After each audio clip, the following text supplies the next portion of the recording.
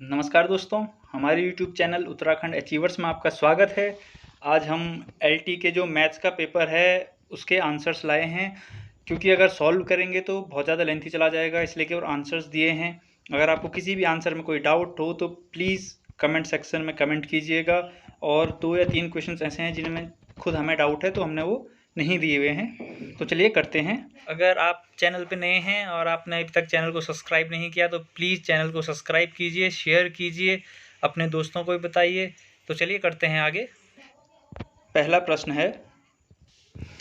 प्रश्न है कि एक सीरीज़ दी गई है, आपको ये बताना है कि सीरीज़ क्या है। Convergent, divergent, oscillatory, absolutely convergent. देखिए इसका आंसर है आपका क्या है, ये सीरीज़ कन्वर्जेंट है। अगला प्रश्न है कि आपको 2 लाइनें दी गई हैं, ठीक है, वो रिग्रेशन लाइन है और आपको उनके बीच का कोरिलेशन कोफिशिएंट बताना है। तो उनके बीच का जो कोरिलेशन कोफिशिएंट है उसका मान है 3/5, यानी कि ऑप्शन सी। चलिए अगला प्रश्न है कि y = log of log x, तो वैल्यू ऑफ dy/dx। तो आपको इसका आंसर क्या है, इसका आंसर है B option, 1/x log of log x। अगला प्रश्न है कि एक स्क्वायर मैट्रिक्स है, A is said to be orthogonal. Orthogonal कब कहा जाता है किसी भी मैट्रिक्स को, जब उसका ट्रांसपोज और वो किसी के इक्वल हो जाए, यानी कि ऑप्शन बी। चलिए अगला है 1/NP का समीशन जब P क्या है ग्रेटर देन 1 है। तो ये क्या है, ये भी क्या है आपकी कन्वर्जेंट है, ये ध्यान रखिएगा, ये भी क्या है कन्वर्जेंट। अगला प्रश्न है कि जो डाइवर्जेंट ऑफ r⁻/r³, इसका मान कितना होगा, इसका मान होगा आपका 0, इसका मान कितना है, शून्य होगा इसका मान। चलिए अगला प्रश्न है विच of the following is correct. Operator दिए हुए हैं, ऑपरेटर न्यूमेरिकल एनालिसिस से आया हुआ है ये, तो इसका आंसर क्या है, बी ऑप्शन है इसका। अगला है 52 में से एक पत्ता निकाला और वो इक्का होगा, तो उसकी प्रोबेबिलिटी क्या होगी, उसकी कितनी हो जाएगी, 1/13 यानी कि 4/52। ठीक है। अगला प्रश्न की जो डिफ्रैक्शन ग्रेटिंग होती है वो क्या होती है। डिफ्रैक्शन ग्रेटिंग कहाँ होगी, प्रिज्म में होगी, और ये कितना होगा, ये तब होता है जब n पैरेलल प्लेट्स लगी हों। अगला है कि virtual work done by inextensible string, जो वर्चुअल वर्क डन होता है वो कितना होता है, 0 होता है। जो average of total work done होता है वर्चुअल वर्क डन, और वो कितना होगा, 0 होगा। अगला प्रश्न value of limit log x/x, इसका मान कितना होगा, इसका मान अभी से भी जानते हो कितना होगा, इसका होगा शून्य मान होगा इसका। ठीक है। अगला प्रश्न है the difference between upper and lower limit of class interval, जो आगे से लिखे रहते हैं आपके क्या 20 से 30, 30 से 40, जैसे 20 से 30, फिर 30 से 40, या फिर 40 से 50। तो इन 30 में से 20 गया, बचा 10, तो उसे क्या कहते हैं, उसे हम कहते हैं क्लास साइज, यानी कौन सा ऑप्शन, पहला ऑप्शन सही है इसका। चलिए अगला सम ऑफ द सीरीज, इसका सम कितना है, तो कक्षा 11 का प्रश्न है, आप सभी जानते हैं इसका क्या है, ये वाला ऑप्शन सही है। अगला है Joules Kelvin expansion with quantity remains constant, जो जूल्स केल्विन का एक्सपेंशन है उसमें कौन सी क्वांटिटी नियत रहती है, उसमें क्या होती है, एंथैल्पी होती है हमारी, एंथैल्पी वो कांस्टेंट रहती है। अगला है फंक्शन, इसमें वो किस पॉइंट पर डिफरेंशिएबल नहीं है, इसका आंसर है बी, 3 पर डिफरेंशिएबल नहीं है। इनको सॉल्व कर लेना, आपका आंसर आ जाएगा। अगला प्रश्न है क्वेश्चन नंबर 16 कि fx x sin x, इसका π/2 पे अगर मैं डिफरेंशिएशन निकालूँ तो कितना आएगा, तो π/2 यानी कि 90 पे इसका आएगा 1, इसका आंसर है डी। चलिए अगला प्रश्न कि फलन √16 - x², इसका परिसर क्या होगा, रेंज क्या होगी, तो इसकी रेंज है आपकी क्लोज इंटरवल 0 से 4, क्लोज इंटरवल 0 से 4 है इसकी रेंज। ठीक है। अगला प्रश्न देखिए, अगला प्रश्न है आपका कि integration of sin² x - cos² x sin² x cos², इसका मान कितना होगा, इसका मान होगा आपका कितना, option C 10x + cot x + c। चलिए अगला प्रश्न है द एक्यूट एंगल बिटवीन, दो रेखाओं के बीच जिनके डायरेक्शन कोसाइंस दिए हैं, इनके बीच का एक्यूट एंगल क्या होगा, इसके बीच का एक्यूट एंगल होगा आपका cos 20/21। आप सभी देख सकते हो जो प्रश्न है, प्रश्न एवरेज बने हुए हैं, क्वेश्चन पेपर बहुत अच्छा बनाया हुआ है और थोड़ा एवरेज में है, बाकी क्योंकि लोअर जो कम उसके बच्चे हैं वो भी कर लें और जो हायर बच्चे हैं वो भी कर लें। चलिए अगला प्रश्न देखते हैं। अगला प्रश्न है कि दो फोकस दूरी के दो पतले लेंसों के समक्ष, यानी कि एक ही एक्सिस पे रखा हुआ है, तो अगर उनको मैं चिपका के रखता हूँ तो उनका क्या होगा, पावर पूछ रहा है, तो पावर क्या हो जाएगा, इसका पहला ऑप्शन हो जाएगा। चलिए अगला प्रश्न, ये प्रश्न जो 21 नंबर का प्रश्न है इसमें थोड़ा डाउट था तो इसे अभी छोड़ रहे हैं, हम आगे करेंगे। अगर आप में से किसी को भी ये आता है तो आप कमेंट सेक्शन में लिख सकते हैं। अगला प्रश्न है कि समतल ये और ये जब भी ऐसा दिया होता है तो क्या है, समांतर है। इसको निकालने का सूत्र क्या है, A/A1/A2 बराबर B1/B2 बराबर C1/C2। ये सब अगर बराबर होते हैं तो क्या है, समांतर। चलिए अगला प्रश्न, दो तरंगों के बीच का क्या पाथांतर दिया है और आपको कलांतर पूछा है। पाथांतर और कलांतर में संबंध होता है, तो आप इसे हल करोगे तो इसको आंसर क्या आ जाएगा, π/4। चलिए अगला प्रश्न, निम्न में से कौन सा विकल्प सही है। tan 3x का फॉर्मूला देखिए, tan 3x का जो फॉर्मूला होगा हाइपरबोलिक का भी वही होगा, यानी कि ऑप्शन सी। अगला प्रश्न, ये उसका है बुलियन का, रिंग दी हुई है set to be Boolean ring. ये बुलियन रिंग कब कही जाएगी, जब A² किसके बराबर होगा, A के बराबर होगा। ठीक है, अगला प्रश्न देखते हैं। ये प्रश्न भी डाउट में है और इसके बाद वाला प्रश्न भी डाउट में है, इसलिए इनको अभी नहीं किया हुआ है। चलिए अगला कर लेते हैं। एक सदिश राशि है, ठीक है, इसका अनुदेश ऐसा सदिश जिसका परिणाम 9 है, तो आप इसे हल करोगे तो इसका उत्तर आ जाएगा डी, 3 ब्रैकेट में वही सब कुछ। चलिए अगला प्रश्न, एक उपग्रह पृथ्वी के चारों वृत्ताकार कक्ष में समान चाल v से घूम रहा है। अगर उसका गुरुत्वीय बल खत्म कर दिया जाए तो क्या होगा। अगर ये सूरज है और ये घूम रहा है, जी के कारण ये आपस में चिपके हुए रहते हैं, जी के कारण जी समाप्त कर दिया तो क्या होगा, अगर यहाँ पे घूम रहा था तो ऐसे आगे चला जाएगा, जी की तरफ नहीं आएगा। तो इसका उत्तर क्या हो जाएगा हमारा, इसका उत्तर हो जाएगा मूल कक्षा की स्पर्श रेखा में वी की चाल से चला जाएगा, यानी कि ऑप्शन सी, यानी कि टेंजेंट वाला। ठीक है, ऑप्शन सी, यानी कि टेंजेंशियल सीधे चला जाएगा। अगला प्रश्न है, प्रायिकता दी हुई है ए बी और यूनियन दिया है P A U A B का, और आपको पूछा है पी ए गिवन बी, यानी कि कंडीशनल प्रोबेबिलिटी वाला है, बेस थ्योरम वाला। तो आप सभी जानते हो इसको हल कैसे करते हैं। ठीक है, तो इसका आंसर क्या आ जाएगा आपका 2/3।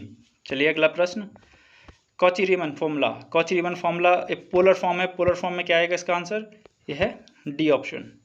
चलिए अगला प्रश्न करते हैं कि x बराबर a cos क्यूब, y बराबर a sin क्यूब। तो ये पूछा है π/4 पे क्या होगा, तो π/4 पे इसका मान कितना आ रहा है, π/4 पे इसका मान आता है 1। ठीक है, π/4 पे इसका मान कितना आता है, π/4 पे इसका मान आता है 1। चलिए अगला प्रश्न, ये पूछा है कि अगर रूट मीन स्क्वायर वेलोसिटी को मैं डबल कर दूं तो जो प्रेशर होगा, प्रेशर कितना लगेगा, जो प्रेशर होगा, प्रेशर भी क्या हो जाएगा हमारा 2 गुना का स्क्वायर, यानी कि 4 गुना। अगर 3 पूछा होता तो 3 गुना का कितना हो जाता, 3 का वर्ग कर लेते आप। ठीक है, तो 3 का वर्ग 9।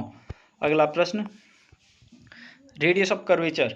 जो रेडियस ऑफ कर्वेचर दिया है, देखिए ये प्रश्न भी डाउट में है। ठीक है, तो इसे मैं छोड़ रहा हूँ अभी। चलिए अगला प्रश्न, कितना 35वां प्रश्न दिया है, तो इसका आंसर क्या आएगा, इसका आंसर है आपका π/6, यानी कि 30 डिग्री। अगला है 1 mu किसके बराबर होता है, 1 mu बराबर होता है आपका 931.5 मिली इलेक्ट्रॉन वोल्ट के बराबर। चलिए अगला, एक कण क्षैतिज दिशा में इतने कोण पर जा रहा है, तो ये पूछा हुआ कि उच्चतम बिंदु पर गतिज ऊर्जा कितनी होगी। आप सभी को पता है किसी वस्तु को फेंको तो उच्चतम बिंदु पर उसका वेग 0 हो जाता है, वेग 0 हो गया तो काइनेटिक एनर्जी भी 0। इसका ऑप्शन क्या है, सी है। चलिए अगला प्रश्न, दो समय ये भी डाउट में है, इसलिए ये भी छोड़ा हुआ है अभी। ठीक है, प्रश्न डाउट में है। चलिए अगला प्रश्न, कोई रेखा है जिसके अक्षों के साथ उसके क्या है डायरेक्शन कोऑर्डिनेट दिए हैं, तो इसको हल करेंगे तो कितना आएगा, इसको हल करेंगे तो इसका आएगा -1। चलिए अगला प्रश्न, एक न्यूक्लियॉन जब कभी भी आता है तो न्यूक्लियॉन जो है हाइजेनबर्ग अनसर्टेनिटी प्रिंसिपल के माध्यम से आप निकाल सकते हो। इसका उत्तर आएगा कितना, 1/1/3, ऑप्शन बी। अगला है कि x + 3 का mod is greater than equal to 10, तो इसको हल करोगे तो उसका उत्तर आएगा आपका ए ऑप्शन। ठीक है, अगला प्रश्न है प्रश्न नंबर 42 कि ये वाली मैट्रिक्स है, तो इस मैट्रिक्स में अगर मैं आइटा का मल्टीप्लाई कर दूँ तो क्या बन जाएगी, ये स्क्यू हर्मिशियन मैट्रिक्स बनेगी। ठीक है, प्रश्न नंबर 43, इसका आंसर है 6x। ठीक है, ये ऑपरेटर हैं, ऑपरेटर को सॉल्व करना पड़ता है, इसका आंसर है 6x। चलिए अगला प्रश्न, इसका डिटर्मिनेंट है, तो आपका पूछा गया है x का मान, तो x का मान कितना आ जाएगा, आप इसे हल करोगे, ये क्रॉस मल्टीप्लाई करोगे यहाँ पे, जैसे डिटर्मिनेंट सॉल्व करते हो बराबर 0 रखोगे तो x का मान आ जाएगा आपको -1 और 6। अगला प्रश्न है कि 12 वोल्ट की बैटरी और रेजिस्टेंस दिया हुआ है इंटरनल 0.25 ओम का, 0.25 ओम का दिया हुआ है, तो ये पूछा हुआ है कि मैक्सिमम पावर कितनी होगी, तो मैक्सिमम पावर कितनी हो जाएगी, 576 हो जाएगी। ठीक है, ये ध्यान रखिएगा, मैक्सिमम पावर पूछा हुआ है इस समय। करंट पी का फॉर्मूला क्या होता है, P = V/V² आएगा। ठीक है, चलिए अगला प्रश्न चलते हैं, प्रश्न नंबर 46। यह सांख्यिकी का प्रश्न है कि जो सूत्र है मीन मॉडर्न मीडियन के बीच वो क्या होता है, तो ये हमारा माध्य माइनस बहुलक बराबर 2 माध्य माइनस 3 माध्यिका। आपने वैसे में पढ़ा होगा मॉड बराबर 3 मीडियन माइनस 2 मीन। आप इसको हल करोगे तो यही बन जाएगा। अगला प्रश्न है कि sine x minus sine 3x upon sine square x minus cos square, इसको हल करोगे तो इसका आंसर आ रहा है आपका साइन 2x। ठीक है, ऑप्शन सी। चलिए नेक्स्ट, ये स्पेक्ट्रल लाइन का है तरंग धैर्य। आप इसे हल करोगे, इसमें आपने आंसर निकालोगे। अगर आप मिली इलेक्ट्रॉन वोल्ट में कन्वर्ट नहीं करते हो तो आपका आंसर कितना आ जाएगा तो आपका आंसर आ जाएगा 5 के हेरफेर। आगे का तो निकाल लोगे आप, आगे किसे निकालोगे, C = n लैम्डा से, लेकिन पीछे का निकालोगे तो क्या आ जाएगा, एनर्जी निकालने के लिए E = mc² निकालो या फिर h से निकाल लीजिए। आप h से निकाल लीजिएगा। ठीक है, h से निकालोगे तो उस समय क्या हो जाएगा, E = h। प्लांक्स कांस्टेंट 6.6 रखोगे, न्यू की वैल्यू इस समय कितना 0.75 रखोगे, लेकिन इसको इलेक्ट्रॉन वोल्ट में कन्वर्ट करना है तो आपको इसको डिवाइड भी करना पड़ेगा बाद में। ठीक है, या फिर मल्टीप्लाई करना पड़ेगा, तब जाके आपका आंसर आएगा। इसका आंसर आ जाएगा आपका कितना, इसका आंसर है कितना, ऑप्शन नंबर सी। ठीक है, ऑप्शन सी इसका आंसर है। चलिए अगला प्रश्न, द्विपद जो आपकी बाइनोमियल डिस्ट्रीब्यूशन है, तो बाइनोमियल डिस्ट्रीब्यूशन में माध्य कितना होता है, उसमें कुल मिला के 2 ही पैरामीटर होते हैं, n और p। ठीक है, माध्य क्या है, n, आप लिखते हो म्यू बराबर np। ठीक, अगला है in a cyclic process of the gas the internal energy, जो आंतरिक ऊर्जा होती है। देखिए इस प्रश्न को जरा ध्यान से समझिएगा, ये घुमाने के लिए कहा है, डेल्टा U आंतरिक ऊर्जा ये 0 होती है ऐसे में, लेकिन उसने परिवर्तन नहीं लिखा हुआ है। किसी चक्रीय प्रक्रम में गैस की आंतरिक ऊर्जा में परिवर्तन नहीं पूछा हुआ है, तो आंतरिक ऊर्जा क्या होगी, इसकी नियत रहेगी D, यानी कि कांस्टेंट रहेगी, परिवर्तन नहीं पूछा हुआ है। चलिए अगला प्रश्न, यह है बुलियन का। बुलियन में अगर आप इसे हल करोगे तो इसका आंसर आ रहा है ऑप्शन डी। ठीक है, ऑप्शन डी इसका आंसर है। चलिए अगला प्रश्न है कि जो हमारी 2005 की जो है क्या नेशनल करिकुलम फ्रेमवर्क, उसके अनुसार इंग्लिश को किस कक्षा से कंपलसरी कर दिया गया है। इंग्लिश को किया है हमारा कक्षा 6 से कंपलसरी, यानी कि ऑप्शन सी कक्षा 6।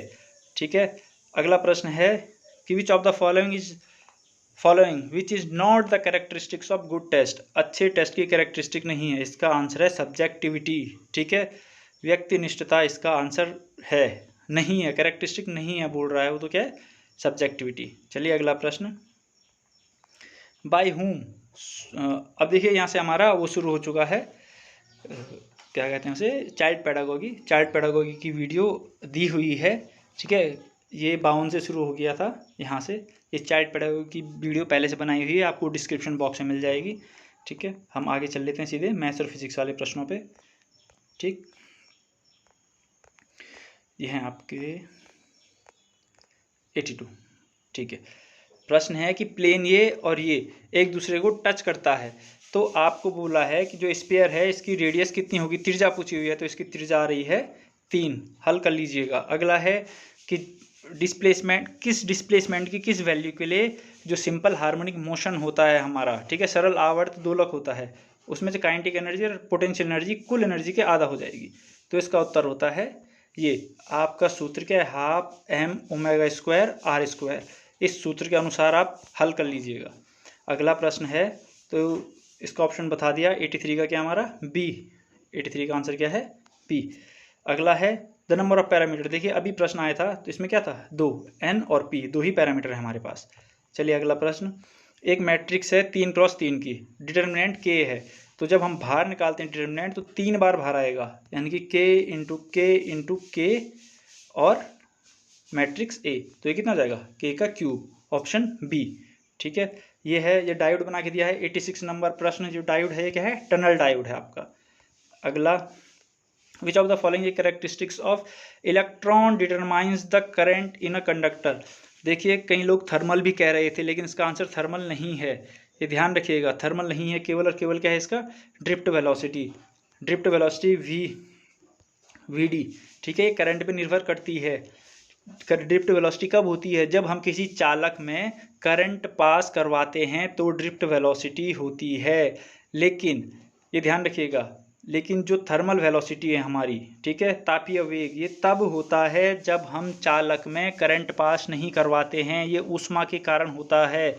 ऊष्मा के कारण जो इलेक्ट्रॉन है वो चालक में इधर उधर घूमने लग जाते हैं, लेकिन जो उनका एवरेज निकाला जाएगा वो 0 होता है, इसलिए कोई करंट फ्लो नहीं होती है। तो जो इसका आंसर है, इसका आंसर क्या आ जाएगा हमारा? Option A, only drift velocity. अगला प्रश्न है आपका, radial acceleration at a point is. देखिए रेडियल एक्सेलरेशन, आप ये पोलर फॉर्म देख सकते हो, पहले भी एक प्रश्न आया था पोलर फॉर्म वाला, उसी के अकॉर्डिंग है। तो इसका आंसर है ए। ठीक, इसका आंसर क्या है? ए। चलिए अगला प्रश्न देखते हैं। अगला प्रश्न है आपका, ये समीकरण है, आपको पूछा इसकी डिग्री कितनी होगी, डिग्री और ऑर्डर। ठीक है, तो डिग्री क्या पूछी हुई है? डिग्री इसकी 2 डिग्री का है ये। अगला प्रश्न है, the quantity depends on only free charges. Free charge पे कौन सी क्वांटिटी निर्भर करती है? फ्री चार्ज पे करती है आपकी electric displacement factor, option number C. ठीक है, अगला प्रश्न है प्रश्न number 90, as soon as we move to the equator to the pole the value of acceleration due to gravity is. जो हमारा गुरुत्वीय त्वरण है, जब हम विषुव से ध्रुवों की तरफ जाते हैं तो क्या होता है? वो बढ़ता है। जो जी होता है वो आर के इन्वर्सली प्रोपोर्शनल होता है। ठीक है, वो जी क्या है? आर के इन्वर्सली प्रोपोर्शनल होता है, इसका ध्यान रखिएगा आप। तो जैसे जैसे आर बढ़ेगी जी घटेगा, लेकिन हम जानते हैं कि जब हम विषुव रेखा से कहाँ जाते हैं? पोलों की तरफ, ध्रुवों की तरफ जाते हैं। हमारी पृथ्वी है तो यहाँ 21 किलोमीटर का गैप आ जाता है। ठीक है, यहाँ पे पृथ्वी चपटी है जबकि यहाँ पे खुली हुई सी है, तो इसलिए क्या है? इसका आंसर क्या आ जाएगा? इसका आंसर क्या आएगा? जब हम जाते हैं तो बढ़ती है, ऑप्शन ए, बढ़ती है। अगला प्रश्न, अगला प्रश्न है, निम्न अवकलनीय समीकरण का गुणांक, इस वाले प्रश्न का, तो इसका आंसर क्या है?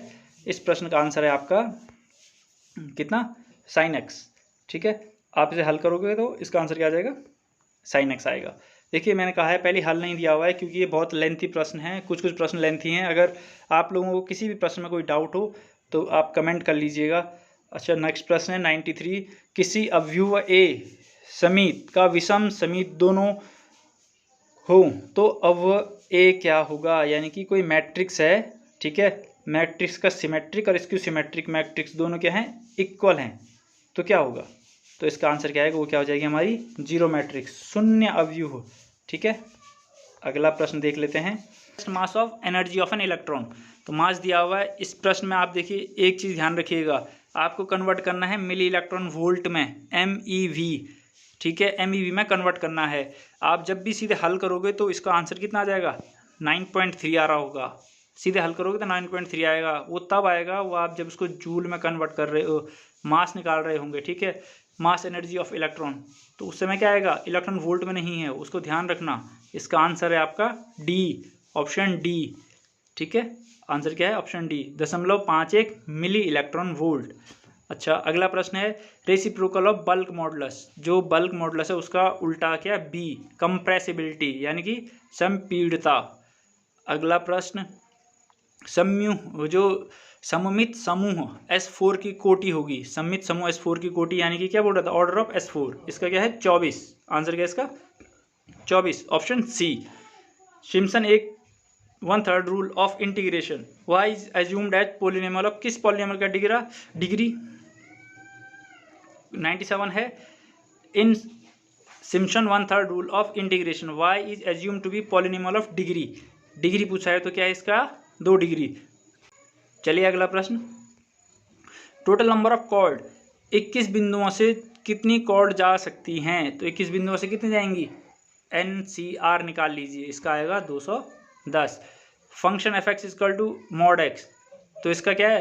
एक कंटिन्यूस है बट डिफरेंशिएबल नहीं है, ऑप्शन ए। अंतिम प्रश्न है, the resolving power of prism. जो प्रिज्म की रिजॉल्विंग पावर है वो किस पे डिपेंड करती है? वो डिपेंड, देखिए रिजॉल्विंग पावर जो होती है वो डायरेक्टली प्रोपोर्शनल होती है आपकी थिकनेस ऑफ प्रिज्म T, और इन्वर्सली प्रोपोर्शनल होती है आपकी लैम्डा पे। ठीक है, इसका सूत्र होता है, तो ये दोनों पे ही निर्भर करती है। प्रश्न नंबर 100 का क्या है? सी। आई होप आपको वीडियो पसंद आया होगा। प्लीज़ लाइक शेयर सब्सक्राइब कीजिएगा। किसी भी प्रश्न में आपको डाउट हो तो आप कमेंट कीजिएगा। ठीक है, जितने प्रश्न कहे हैं उसका फुल एक्सप्लेनेशन की अगर वीडियो चाहिए तो आप कमेंट बॉक्स में कीजिएगा, आपको वो भी मिल जाएगी। तब तक के लिए थैंक यू, कीप वॉचिंग।